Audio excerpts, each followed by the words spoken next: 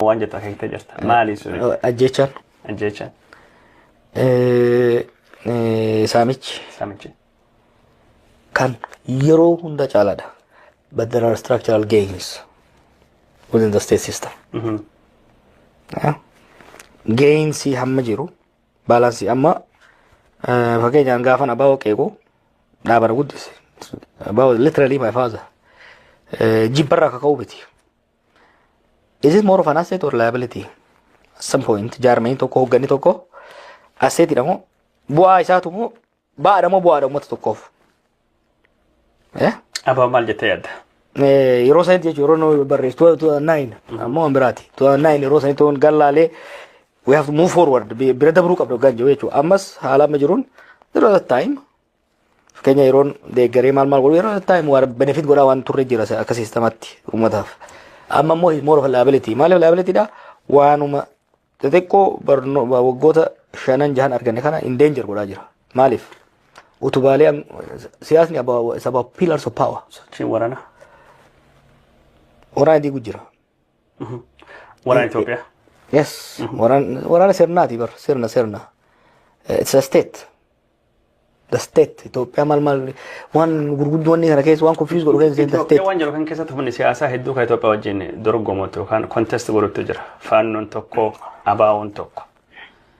Sirni Itoophiyaa demokraasiyaatti barbaadu suniif balbaltii banaa ta'uu dhabuun. Zammanaaf marroollee dhiibee bosonatti galchu waan jetti dubbattee jirta. Yoo balbaltii cufa taatee balbala kana qawween banachuu fi carraaquu warra dogongorii maali? Isteetiin uf dandamachuu hin barbaanne. Maaliif isteetiin uf dandamachuu hin barbaanne? Ka uummata isaaniitiif warra san gubbaattu hokkara banu harki maratanii ta'an. Ofirraa ittisuun haqaa miti? Haqaa miti illee jenne bara. Haqa qabanii wanni an jechaa jiru. It was a mistake of the state. Liability state maal ta'e Abiy beektaa xaxama siyaasa historical factors Itoophiyaa irra dhufaa jiru. Shoora middle powers sirriitti hubanne. Abiy xaxama biyya sanii baay'ee laaffisee ilaale. Kuma 18 irratti karaa lamatti ture ka deemamuu danda'u. Karaan tokko karaa dimokiraasiiti, democratization. Karaan tokko restoration of authoritarian system sirna abbaa irree ijaaru. Dimokiraasii gaarii fi abbaa irree gaarii ka jedhu dhiifnee keessa kamtu feasible ture, kamtu irra danda'ama ture ka jedhu san sirriitti ilaalle. Sirna abbaa irree haaraa ijaaruudhaaf bu'uuraalee barbaachisaatu jira. Diinagdee cimaa danda'u qabaachuu qabda, kaati to'attu. Abbaan irree namichi abbaa irree ta'uuf hawwii qabu sun diinagdee cimaa to'atu inni to'atu pilar. Security cimaa inni to'achuu danda'u. Haala hawaasummaa waan akkasii deeggaru. Society cohesive ta'ee sirna abbaa irree deeggaru qabaachuu danda'udha qabaa jechuudha. Kun hin turre maaliif? Tokko diinagdeen gaafa malasa du'a irraa kaasee laaffataa deemaa ture. Hangi jirtus harka inni to'achuu danda'u irra hin jirtu. Because of historical reasons. Security'n kabiraatu jaaree the ancient regime that built it.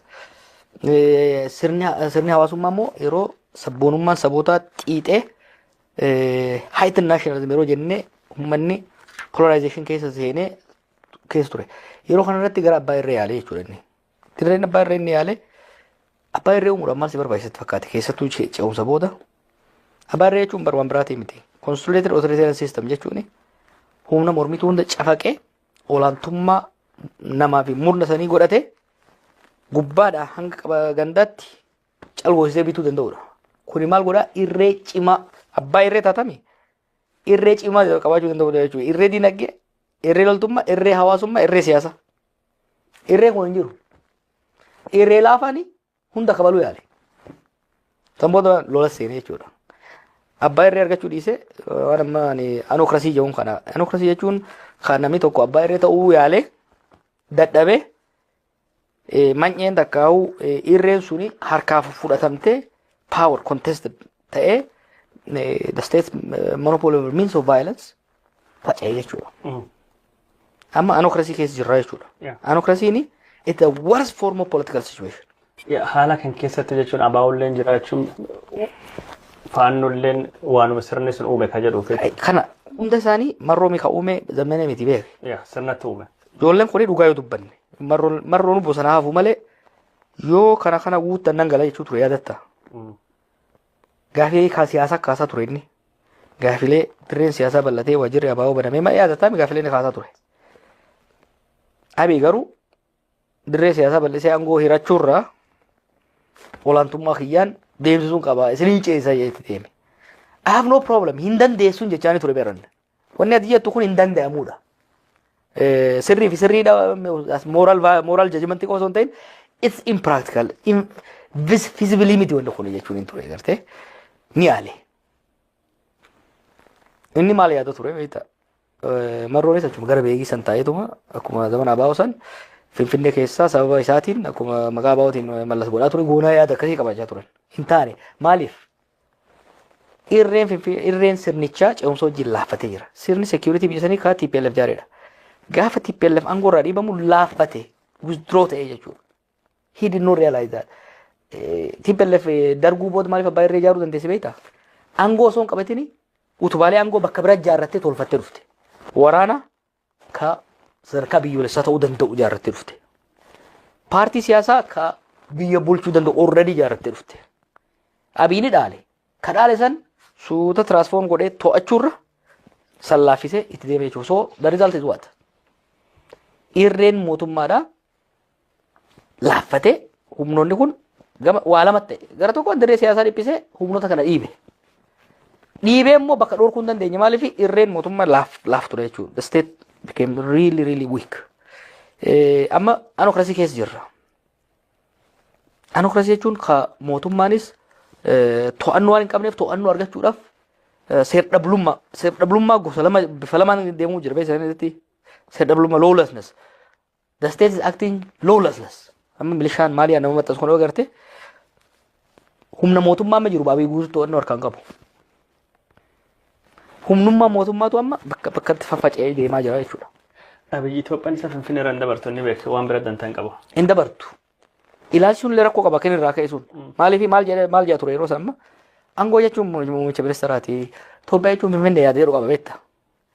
That is a very shallow understanding of state. Itoophiyaa jechuun abiyyuma. Statein amma osoo bar waan gaarii godhan ana opidiyoo halaal godhuu irratti anuma hojjeteemi.